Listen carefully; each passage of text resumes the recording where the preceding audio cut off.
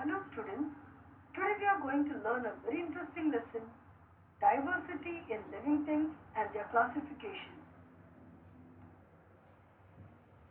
The topics we are going to cover are diversity in plants, in which we will be learning about autotrophic plants, heterotrophic plants, insectivorous plants, then the structure of a plant and classification of plants. Diversity in living things.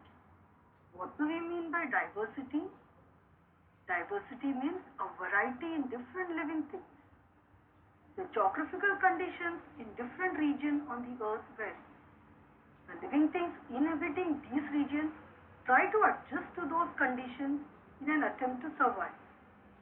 Various types of living things have survived because of their ability to adjust themselves to the conditions in their surroundings. And hence, we have a variety of living things all around us. Now let us see the diversity in plants. Various types of plants are found in many places around us.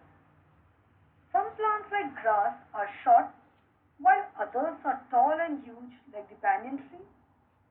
Some plants grow underwater like the seaweeds, while the lotus floats on water.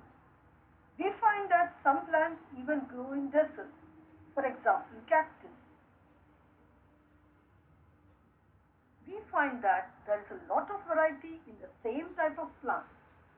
For example, we find different types of roses, mangoes of different flavors, colors and size. We even find varieties in wheat and rice. According to the method of nutrition in plants, plants can be classified as autotrophic plants, heterotrophic plants and insectivorous.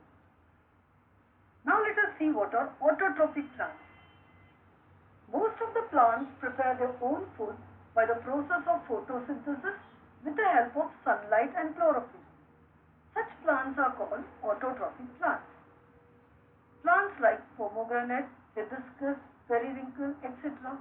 they prepare their own food, so they are called autotrophic plants. Some plants cannot prepare their own food but use the food of other plants. Such plants are called heterotrophic plants.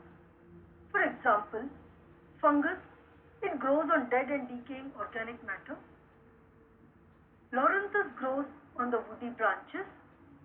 Dodder, it entangles on the stem of other plants and sucks the food from that plant.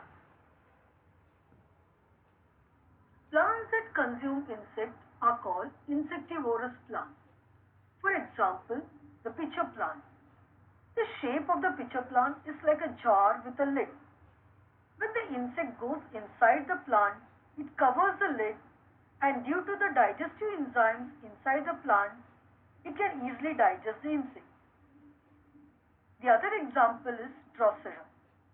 Drosera uses its sticky tentacles to attract and catch flies and other insects. Contact triggers a curling reaction where the plant wraps up its prey and eventually digests and absorbs the nutrients. Now let us study the structure of a plant. Plant structure can generally be divided into two parts: the stem, which grows above the ground, and the root, which grows below the ground surface. The roots, stems and leaves are the main parts of plants. From time to time, plant bears flowers for reproduction. Flowers are transformed into fruits. Fruits have seeds, and the seeds gives rise to a new plant. The height, shape and size of a plant depends upon the stem. The stem carries out the functions of production, conduction and storage of food. For example, potato and ginger. They are actually the stem of the plant and they store food. In some plants, it has the function of reproduction. The stem gives support to other parts of the plant. Roots hold the soil firmly and anchor the plant. The main functions of the roots are to absorb and transport water and nutrients nutrients from the soil. The roots of the carrot and radish also store food. There are two types of roots, the taproot and the fibrous root. A taproot has a single main root that grows deep inside the ground. For example, a banyan tree has a taproot. A fibrous root forms a dense network of roots that is closer to the soil surface. For example, onion and grass has fibrous roots. The leaf is usually flat.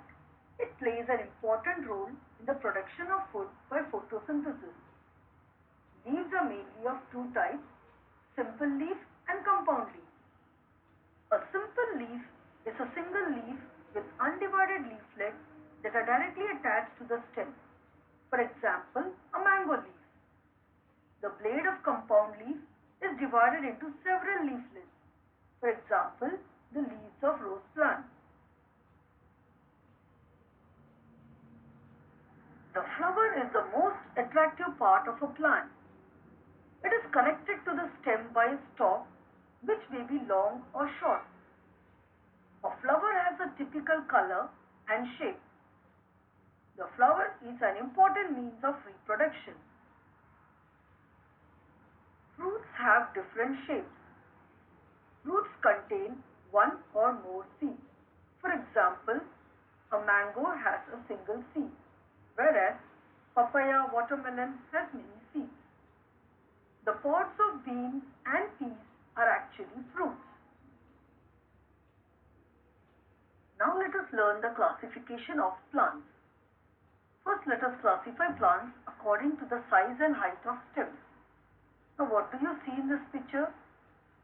Plants of various size and height. Plants can be classified according to the size and height into three types: trees, shrubs, and herbs. Trees grow tall. Their stem or trunk is hard and strong. They have branches at some height above the ground. They bear flowers and fruit for many years. Trees are tall, big, and perennial. That is, they live for many years. Shrubs grow close to the ground. They have thick and hard stems. They may grow up to 2 to 3 meters in height. The example of shrubs are hibiscus, rose, oleander, etc. Herbs grow 1 to 1.5 meters tall. The stems of herbs are green and quite flexible as compared to those of trees and bushes. Herbs may live for a few months or up to 2 years. For example, periwinkle and fenugreek. The stem of a creeper is very flexible, soft, and green. It grows rapidly with the help of a support. Aerial roots or tendrils that look like a spring are the organs for support. Some grow in the vertical direction while some spread horizontally.